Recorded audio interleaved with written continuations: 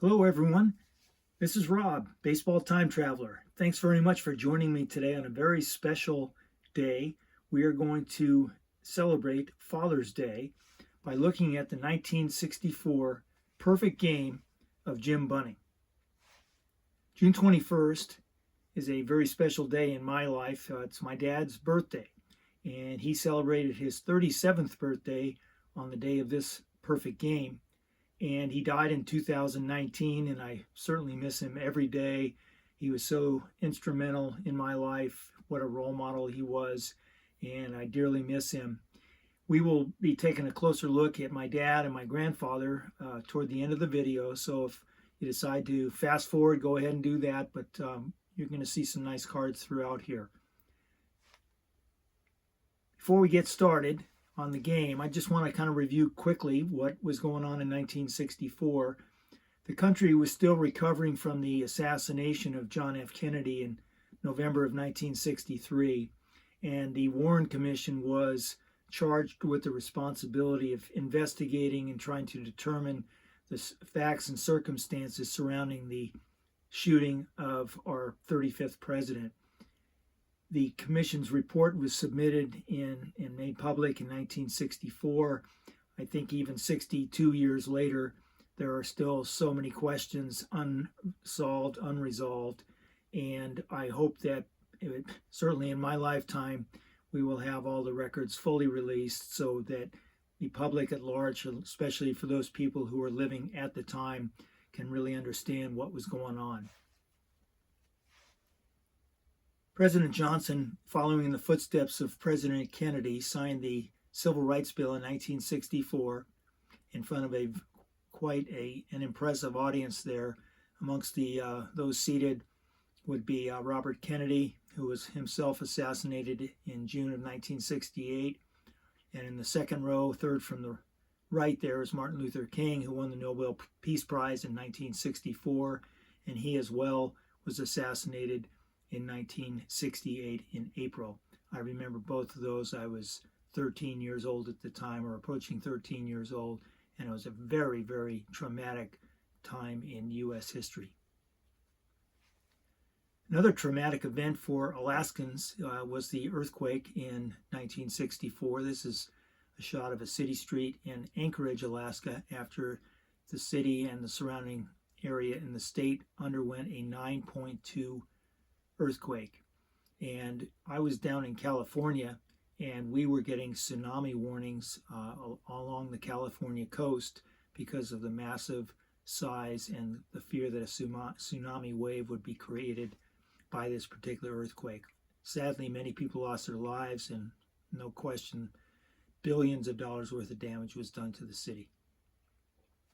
Now moving to sports on a happier note, we've got February 25th, Cassius Clay fights Sonny Liston, challenging for the heavyweight championship crown.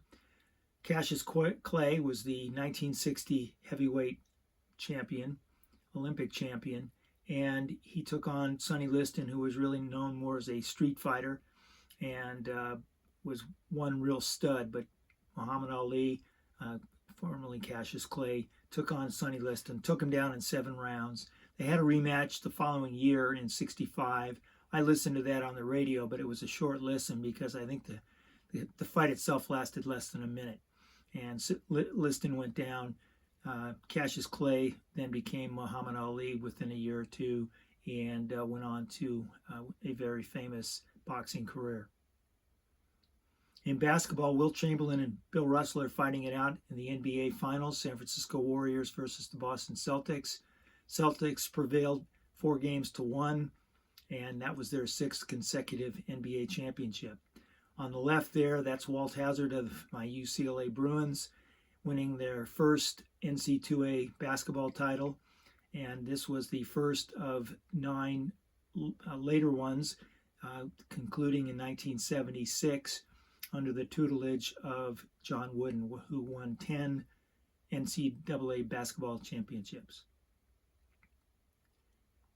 This is a picture of Jim Brown and Frank Ryan in the 1964 NFL championship game against the Baltimore Colts. The Browns smacked the Colts 27-0. Jim Brown personally was held pretty well in check by the Colts defense, but Ryan took advantage of that and threw 3 touchdown passes to flanker Gary Collins. The next year, the Browns played the Packers in the NFL Championship, lost that game, and then Jim Brown retired following before the 1966 season started. Now we're going to take a quick look ahead 2 weeks. This is in July of '64, after this perfect game, but we're in Shea Stadium as well. And this is Johnny Callison. And Johnny Callison is here hitting what is known as a walk-off home run in the 9th inning to give the National League the victory. And I'll explain in a couple of seconds here why I'm showing Johnny Callison. Here he's just stepped across the plate, rounded the bases. His teammates, jubilant, are running towards him to cheer him and congratulate him. And I've put out a little question there for you. How many Hall of Famers do you think are in this photo? And if you can identify them, can you name them? And are any players in this photograph that you feel are not in the Hall of Fame and should be? You can stop your video right now, take a couple of seconds, or you can do some research offline. There are other photos that might give you some hints, but I was able to find 8 of them. Walter Alston, Juan Marichal, Orlando Cepeda, Willie Mays, Roberto Clemente, Billy Williams, Ron Santo, and Casey Stengel. And my vote for those who should be in and who are in this photograph would be Ken Boyer and Curt Flood. Now getting back to Johnny Callison, the reason why this is important to me personally is that prior to my Little League days, I had no idea who Johnny Callison was, and I was a big Willie Mays fan. I was always looking for Willie Mays cards, and I would have loved to have had a Willie Mays glove when I started my Little League days. Unfortunately, the sporting goods store in Pasadena had a limited selection. They had Johnny Callison and probably another few players that I don't recall off the top, but Willie Mays was not amongst the choices. And it just so happened that the sporting goods store was owned by a former Major League player, member of the New York Yankees 1953 World Series winning team, and that'd be none other than Irv Noren. And my dad took me down to the shop, and I bought the glove, and I bought my first pair of cleats from Mr. Noren. And this is not the actual glove, but I do remember that checkerboard webbing was very distinct in that time frame, and I was very pleased to have a Johnny Callison glove, knowing that he had been a hero in the '64 World Series, and he was not a no-name. So I moved on from there. Now let's get to the game. We're at Shea Stadium. It's a brand new stadium. The attendance is 32,026, and looks like $2.50 gets you into the ballpark. Here's a welcoming sign. Take a close look at that. I think the Shea Stadium fans love seeing that they've got a nice, beautiful new stadium. And there's a current fan who might think as well. Here are the broadcasters: Lindsey Nelson, Bob Murphy, and Ralph Kiner. Lindsey Nelson, I remember distinctly as a kid, was the voice of Notre Dame football, and I was a big Notre Dame fan when I was younger. And he also called every Cotton Bowl game on January 1 for many, many years. And this was back in the day when there were really 4 bowl games. The Cotton Bowl and Sugar Bowl were played in the morning hours. The Rose Bowl was played in the early afternoon, and I attended or watched many of those games because I was in Pasadena. And then we concluded the day watching the Orange Bowl in Miami. And that's a lot different than today when you've got 2 or 3 bowl games a day, it seems like, every day in December and every day in January. So a little different time, but we enjoyed watching those games back then. And in the middle there, Bob Murphy, and Ralph Kiner, of course, on the right. He was a Hall of Fame player for the Pittsburgh Pirates primarily, a prolific home run hitter, great broadcaster. Okay, and there are the cards for the lineup for the Phillies. The stars of that show, really, I'm going to limit it to Jim Bunning, who was the starter. He's the only Hall of Famer in this game. And another star that you might be interested in seeing his card is Richie Allen, who's another player who arguably should be considered seriously for the Hall of Fame. And he shares the rookie card with the John Hernstein, who was playing first base in this particular game.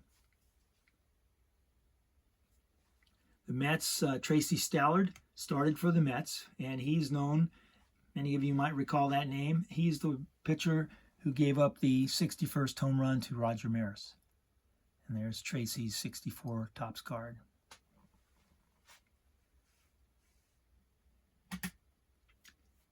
Jim Bunning was new to the Phillies in 1964.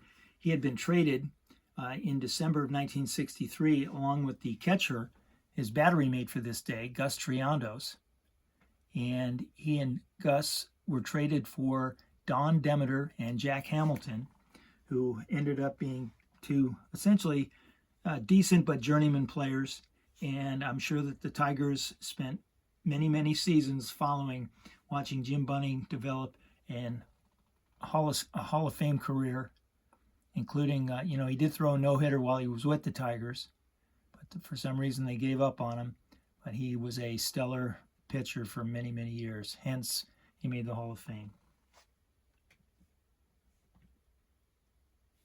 Johnny Callison led the way. The Phillies had actually scored a few runs prior to the sixth inning, but Callison capped it off with a sixth inning home run. And here's his 64 Topps card. And that's all the help that Jim Bunning needed, because he was cleaning the plate. He has a form there that reminiscent of another contemporary of his, Bob Gibson. Here's two great shots. I thought Jim's obviously showing the wear and tear and the strain, early as he's approaching the 8th and 9th inning. And Casey Stengel, the learned manager of the New York Mets, longtime manager for the Yankees, was probably trying to figure out, how am I going to get a hit off this guy, let alone score 7 runs to win the game. Here's Jim lining up for the final pitch of the game.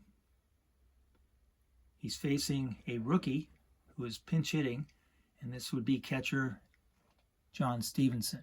Lower picture there.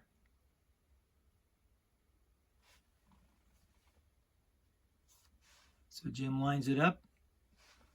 It's a 2-2 pitch, and strike 3. Jim Bunning has his perfect Father's Day. His teammates surround him quickly. Everybody's joyful. What a great Father's Day.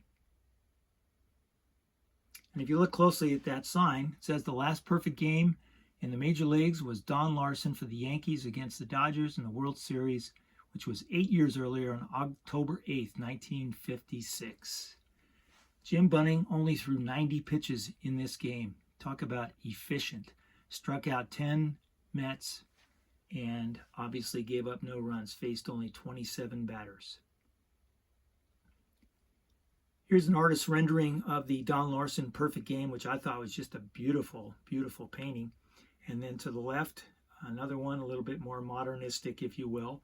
That's Jim Bunning leaning in, looking for that third strike against John Stevenson. Now we move to a brief portion here. I want to pay tribute to my dad and to my grandfather. My dad is depicted there on the left. It's approximately 1951. He had just graduated from Fordham University and was commissioned as a second lieutenant and deployed to Korea in 1952 and served there until the end of the war. And my dad's there in the forefront of the picture on the right, and my grandfather's to the right there in the corner. And if you see a little arm touching my dad's head, that happens to me, and I'm a month short of my 2nd birthday. Some of you may recall in a couple of prior videos I've shown the 1939 Emron radio that my grandfather had purchased, and just wanted to review some of the games. I don't recall now what games they may have mentioned to me that they listened to, but I know my dad specifically mentioned, even a few months before he died, that he wanted me to have the radio, and he had listened to the first reports of the attack on Pearl Harbor. So this radio really holds a lot of personal sentimental value and a personal connection to my grandfather and to my dad. And some of the games they might have listened to. They lived in the Bronx. They were New York fans. My dad was a Brooklyn Dodgers fan. My grandfather was a New York Giants fan. And here's Willie Mays' famous catch against Vic Wertz and the Cleveland Indians in 1954. There's Bobby Thompson swinging, hitting that home run to win the pennant in 1951. Jackie Robinson charging toward the plate while Yogi Berra's waiting for that ball to throw to come in. And then we've got the 1958 NFL Championship game, the first overtime game in NFL history. Johnny Unitas was watching Alan Amici score the winning touchdown. And then finally, I'm not sure, my grandfather might have heard this, or my dad was probably, could have been listening. It was July 4th, 1939, and we all know this was Lou Gehrig's farewell day at Yankee Stadium. And I just want to take a quick look at some cards that my dad and my grandfather would have liked. They never really collected cards, but I know they had some favorite players, and I just want to show some of those cards to you now before we end the video. First one, Dad always liked Carl Furillo.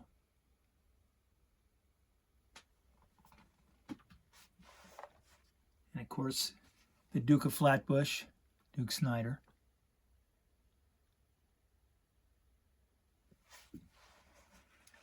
And another great man, left us way too soon, Gil Hodges in his 1959 Topps card.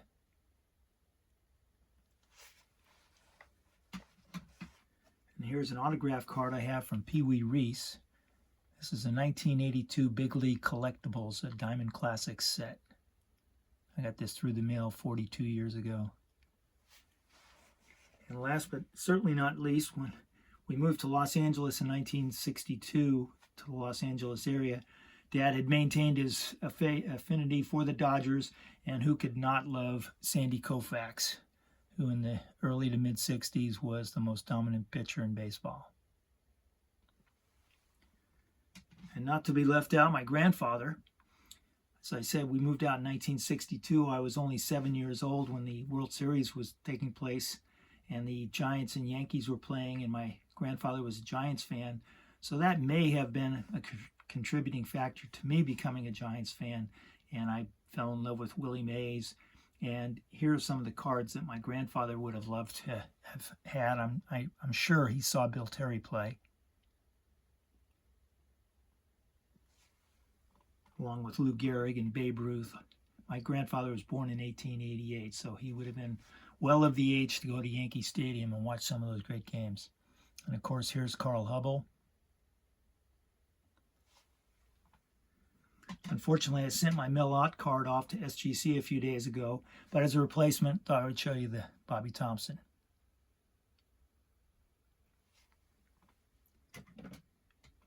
And as we saw, the 1954 famous catch by Willie Mays. And here's a little beat-up version, but it's still a nice card to have. And the last base card I want to show you is the 1965.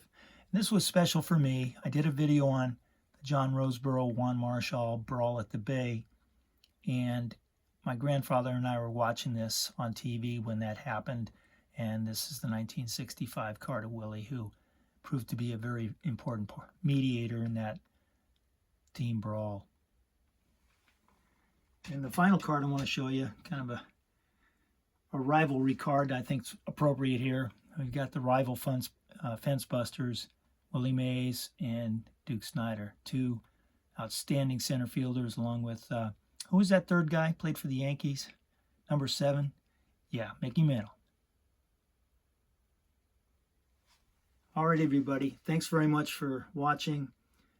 I want to thank you all for your constant support, but most importantly today, happy Father's Day to everyone. Go hug your dad, hug your son. Just have a wonderful day. Hug your daughter, hug your wife. God bless you all. We'll see you next time.